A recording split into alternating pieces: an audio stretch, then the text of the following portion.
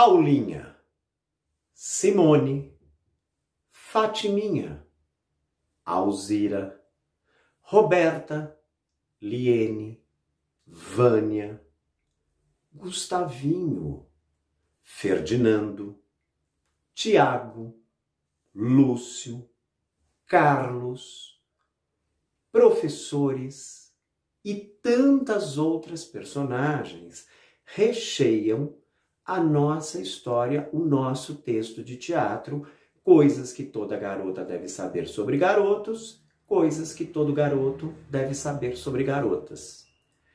Então vejam, sexto ano, fizemos ao longo dessas aulas do terceiro bimestre a leitura, a análise e a interpretação do nosso texto de teatro. E a gente pôde observar que essa história que fala sobre a diversidade e o respeito à diversidade, ela traz um universo enorme de personagens que ajudam a contar essa história e ajudam o público a compreender a ideia central, que é exatamente o respeito à diversidade, considerando que não somos todos iguais. Além das personagens que povoam aquele universo escolar, porque grande parte da nossa história se passa dentro do universo escolar, do ambiente escolar, nós ainda temos ali uma brincadeira com Adão, Eva, Deus, narradores, e assim a nossa história, cena a cena, vai sendo contada. Muito bem, por que você está falando tudo isso, Sérgio? Porque agora vocês vão receber um novo desafio. Dessa vez, um exercício de imaginação, de criação. E nesse exercício, você deverá criar uma personagem que esteja relacionada à nossa história, ao universo dessas personagens, mas que não tenha sido criada por mim. Então veja, vou dar alguns exemplos. Em algumas das cenas, nós vemos as garotas apresentando alguns dos tipos de garotos. E vemos os garotos fazendo o mesmo. Perfis diferentes de personagens. E quando nós fizemos a nossa análise de texto, eu disse a vocês que ali não apareciam todos os tipos de garotos e todos os tipos de garotas.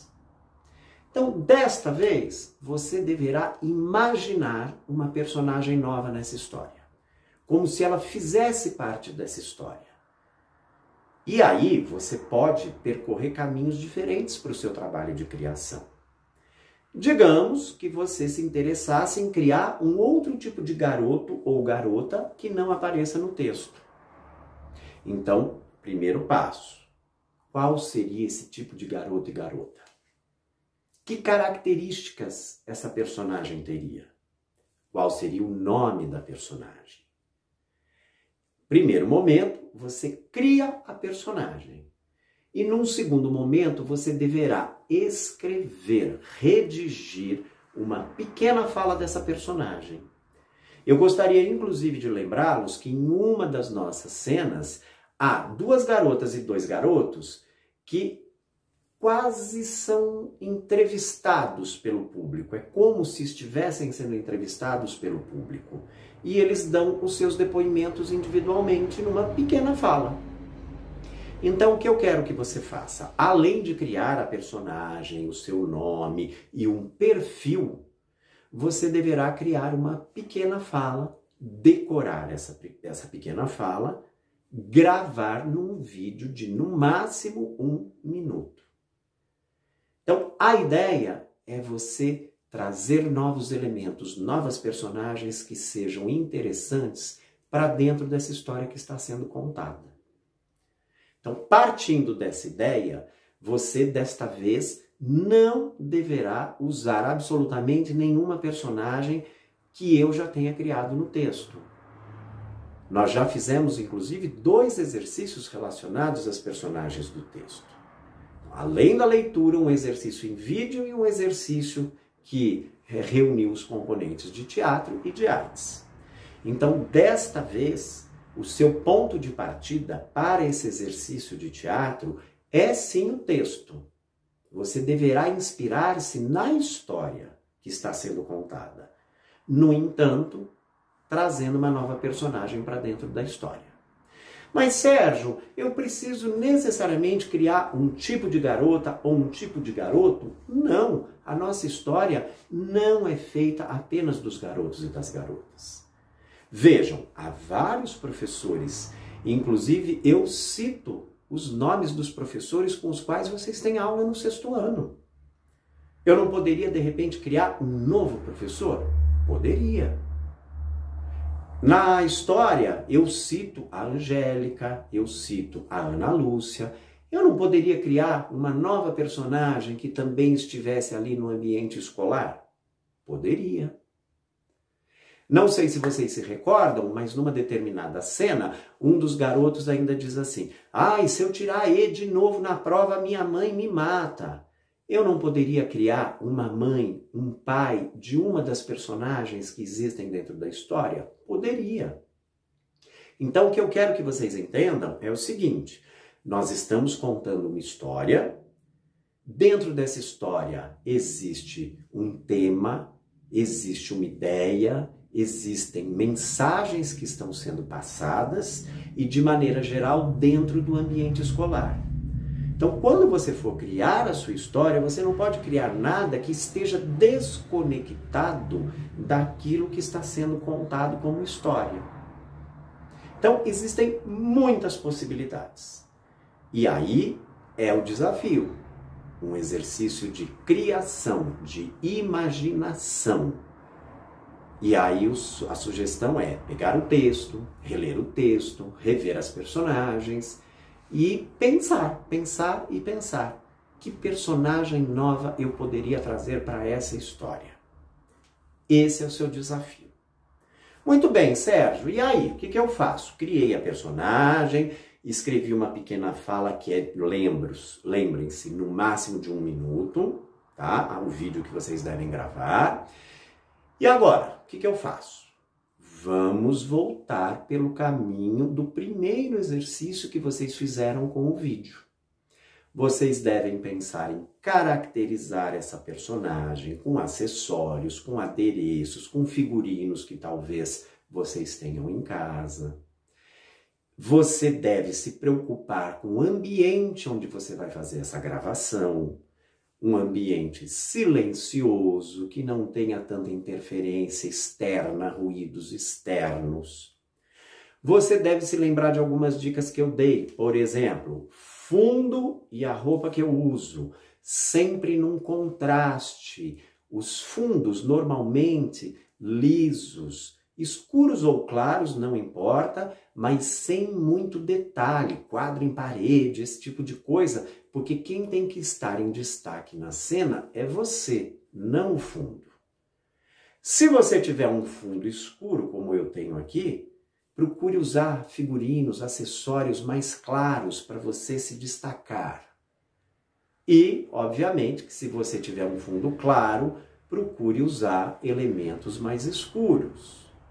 Um ambiente com uma luminosidade interessante e cuidado com o áudio. Eu vi exercícios de vocês em vídeos sensacionais, mas alguns desses trabalhos com o aluno falando muito baixo, de maneira que você quase não conseguia compreender o que ele estava dizendo. Eu compreendi porque fui eu que escrevi o texto. Então, cuidem do áudio, cuidem da iluminação, dos figurinos, dos acessórios, do fundo e da tranquilidade do ambiente. E aí você grava a sua cena e, obviamente, vai postar como tarefa no Edmodo. Turma, mais uma vez eu vou chamar a atenção de vocês para o fato de estarem alguns postando no lugar errado.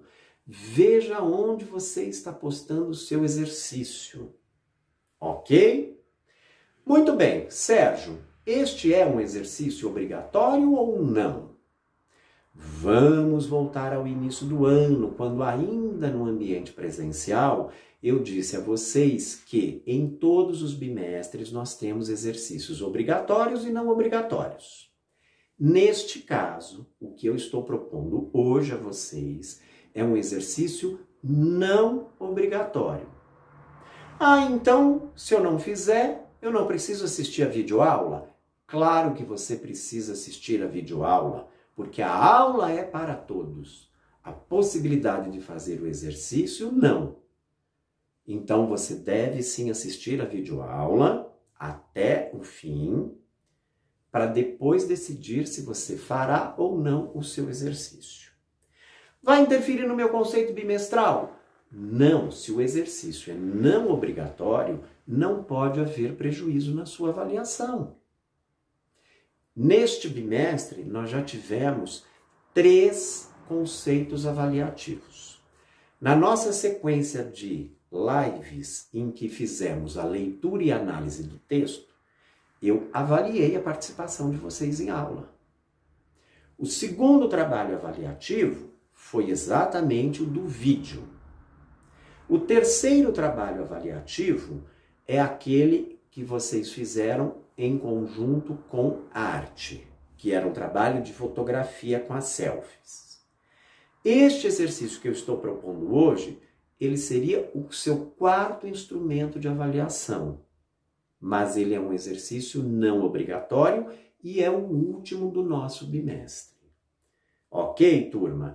Então, olha só, eu sinto muitas vezes, quando eu proponho exercícios não obrigatórios, o número de alunos que executa a proposta nem sempre é tão satisfatório. Normalmente fica ali, 50% de cada turma. Então, se a classe tem 30 alunos, 15 fazem. Em algumas classes que são mais participativas, você tem 18, 19, 20 alunos fazendo.